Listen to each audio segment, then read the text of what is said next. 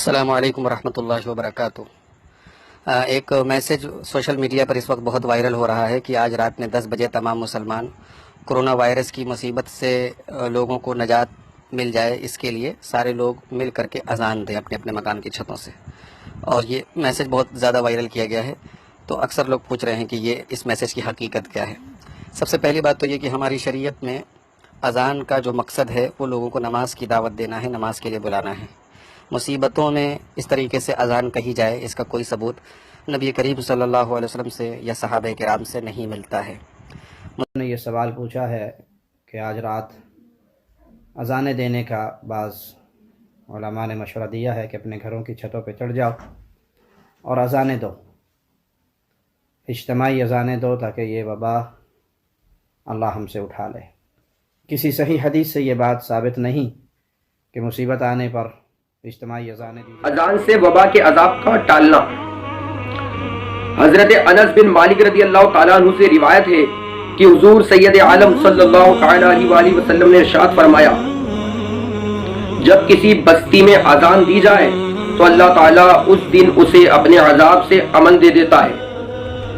المعجم الکبیر کے اندر یہ روایت موجود ہے۔ حضرت انس اس کے راوی ہیں، جلد نمبر 1 صفحہ نمبر 257 اور حدیث نمبر 746۔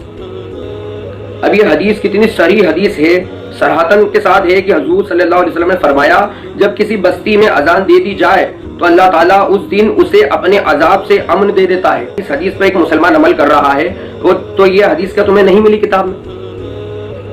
آپ نے لا علم کا اظہار کر دیا۔ اس حدیث کا کیا ہوگا؟ میرے کو بتلائیے۔ آپ صاف انکار کر رہے ہیں۔ ارے بھائی، آپ کے پاس علم نہیں ہے تو لا علم کا اظہار کرو کہ ہمیں نہیں پتا، ہمیں نہیں معلوم، مگر ایسا تو مت بولو کہ کسی حدیث سے ثابت نہیں۔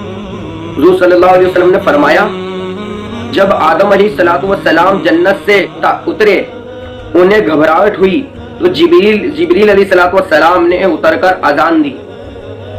ہلیت الاولیاء کے اندر یہ حدیث موجود ہے، جلد نمبر 2 صفحہ نمبر 107۔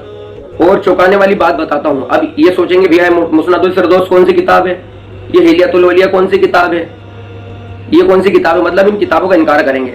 تو چلو ٹھیک ہے، اب تمہارے گھر کے جو محدث وہابیہ کی گواہی دلوا دیتا ہوں اس بات پہ۔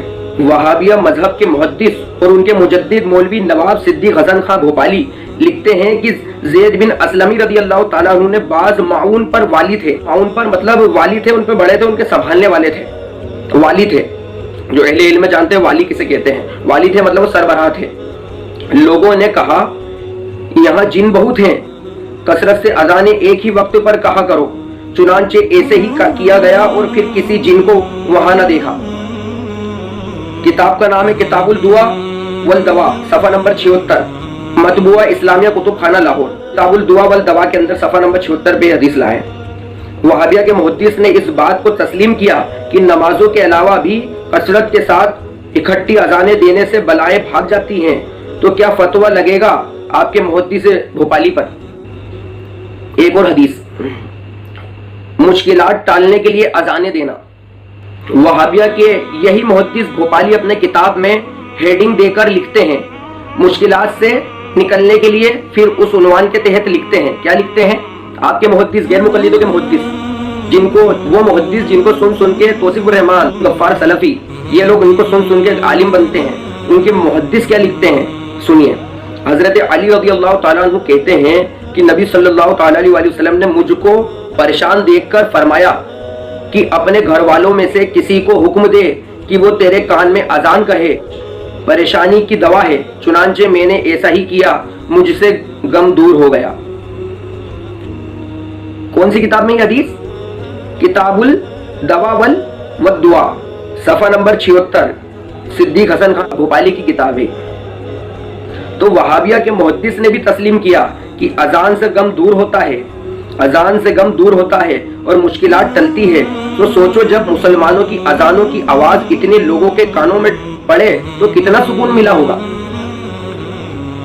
اگر نماز کے علاوہ اذان دینا جہالت و بدعت ہے تو کیا حکم لگے گا آپ کے محدث بھوپالی؟ تو آپ کے محدث بھوپالی پہ کیا فتویٰ لگے گا؟ وہ لائیں اپنی کتاب کے اندر حدیث۔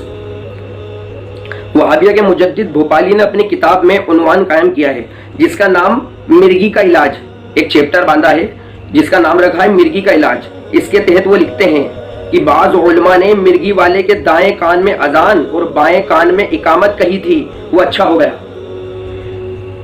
آپ کے غیر مقلد عالم صدیق حسن خان بھوپالی اپنی کتاب میں لکھ رہا ہے، کتاب الدعا والدوا صفحہ نمبر 77 کے اندر یہ بات لکھی ہوئی ہے۔ اور آگے ایک اور عنوان دیا ہے، راستہ بھول جانے کا علاج۔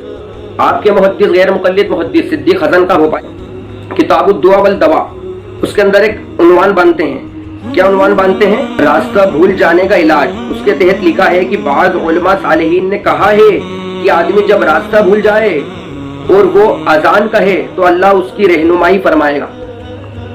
آپ کے غیر مقلد عالم صدیق حسن خان بھوپالی لکھتے ہیں کہ اگر کوئی شخص راستہ بھول جائے تو وہ اذان دے تو اللہ تعالیٰ اس کی رہنمائی فرمائے گا۔ کیا فتویٰ لگے گا آپ کے محدث بھوپالی صاحب پہ؟ مزید اسی کتاب میں آگے چل کر لکھتے ہیں، جس کو شیطان خبتی کر دے یا اس کو آصف کا سایہ ہو تو اس کے کان میں 7 بار اذان کہے۔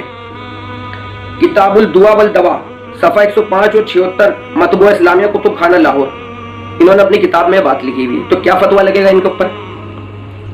تو ان دلائل سے ثابت ہوا کہ مصیبت و پریشانی کے وقت اذانیں دینے سے مصیبت، وبائیں اور پریشانیاں دور ہوتی ہیں۔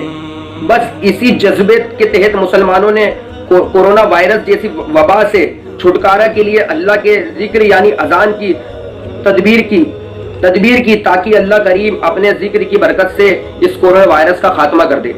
مطلب ان لوگوں کے پاس علم ہے نہیں، کوئی بھی پوچھ رہا ہے تو بول رہا ہے کہ کسی صحیح حدیث سے ثابت نہیں۔ جیسے انہوں نے حدیث کی 900 کتابیں پڑھ لی اور قرآن کی 6666 آیتیں پڑھ لی ہیں، ان کے دماغ میں پورا اسلام فٹ ہے، جیسے اس طرح سے کمپیوٹر کی طرح بولتے ہیں۔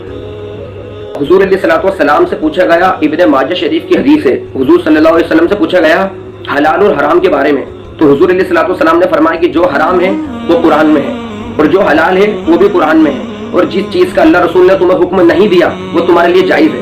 اگر اذان دینا بدعت ہے تو آپ کی ذمہ داری ہے کہ جو ہے آپ دلیل دیں کہ بدعت کس وجہ سے ہے، جبکہ حدیث آپ کے گھر کے عالم سے میں نے آپ کو کتاب الدوا والدعا سے میں نے آپ کو کئی حوالے دے دیے کہ اذان دینا کہاں سے ثابت ہے۔ یہ سب اذان دینے والے بدعت ہیں، تو صدیق حسن خان صاحب بھی بھوپالی بھی پھر بدعت ہی کہلائیں گے۔